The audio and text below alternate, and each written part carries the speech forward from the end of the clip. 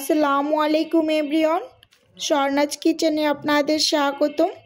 কেমন আছেন সবাই? আশা করি আল্লাহর রহমতে সবাই খুব ভালো আছেন। আজকে আমি আপনাদের সাথে শেয়ার করব সামুদ্রিক পোয়া মাছ রান্নার রেসিপি।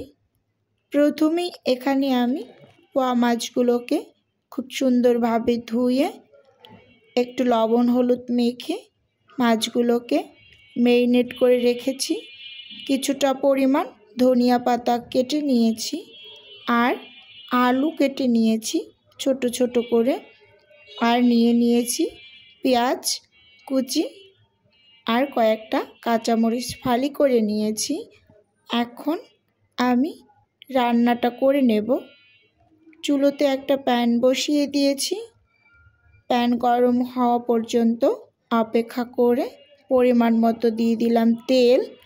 তেলটা যখন মোটামুটি পর্যায়ে একটু গরম হয়ে আসবে, এই পর্যায়ে পেঁয়াজ কুচি আর কাঁচামরিচ যে ফালি করে রেখেছিলাম সেটা দিয়ে দিলাম একসঙ্গে।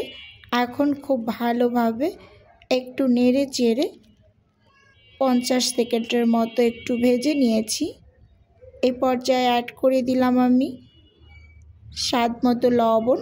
লবণটা যে যার স্বাদ অনুযায়ী বুঝে শুনে দিয়ে নেবেন। দিয়ে পেঁয়াজটাকে নরম করে ভেজে নেব। দিয়ে দিলাম রসুন বাটা উঁচু উঁচু করে 1 চামচ পরিমাণ, আর দিয়ে দিলাম আদা বাটা 1 চামচ মতো, দিয়ে দিলাম কাঁচা জিরা বাটা 1 চামচ। খুব ভালোভাবে নেড়ে চেড়ে মিশিয়ে নেব।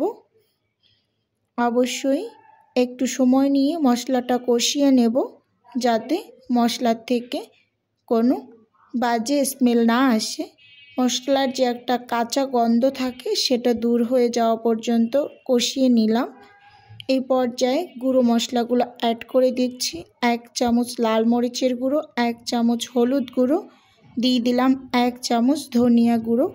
যেহেতু আমি এখানে বাটা জিরা ব্যবহার করেছি তাই জিরা গুঁড়োটা স্কিপ করে গিয়েছি। আপনারা যদি বাটা জিরা না ব্যবহার করেন তাহলে গুঁড়ো মশলা দিয়ে দিতে পারেন 1 চামচ পরিমাণ জিরে গুঁড়ো। এখন একটু সামান্য পরিমাণ পানি দিয়ে মশলাটাকে খুব ভালোভাবে কষিয়ে নিয়েছি।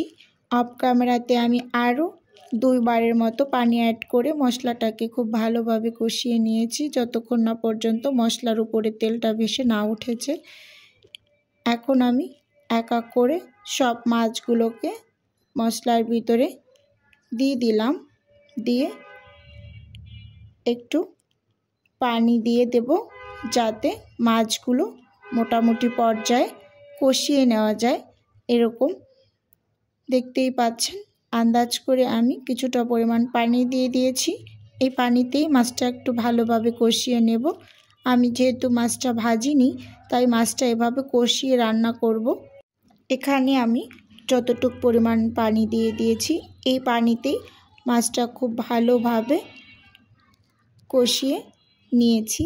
এখন ঢাকনা খুলে একটা চামচের সাহায্যে মাছগুলোকে এক এক করে তুলে নেব। দেখতেই পাচ্ছেন খুব সুন্দরভাবে চামচ দিয়ে আলতো করে মাছগুলোকে তুলে নিচ্ছি। একটু সাবধানে মাছগুলো উঠাতে হবে, যেহেতু পোয়া মাছ অনেকটা নরম ক্যাটাগরির হয়।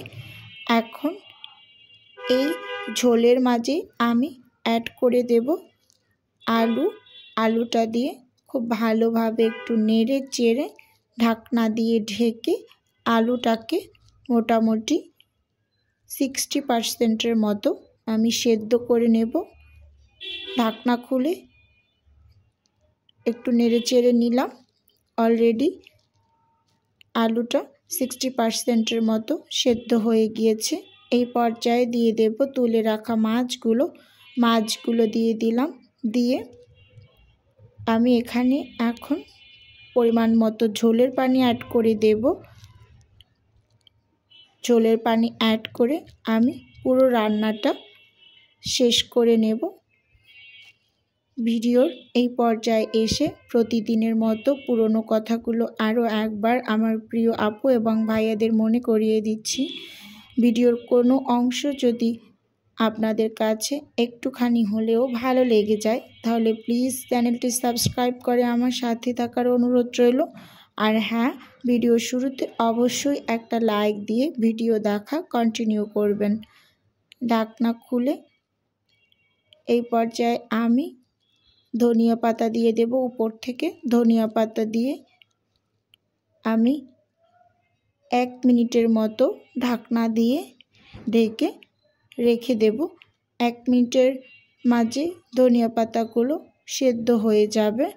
1 মিনিট পর ঢাকনাটা খুলে চুলাটা অফ করে দিয়েছি। দেখতেই পাচ্ছেন রান্নাটা হয়ে গিয়েছে। আমি এই রকম একটু ঝোল রাখবো, মাখা মাখা, তাই এই পর্যায়ে চুলাটা অফ করে দিয়েছি। দেখতেই পাচ্ছেন কালারটা কতটা সুন্দর হয়েছে আর খেতে মাশাআল্লাহ খুবই ভালো হয়।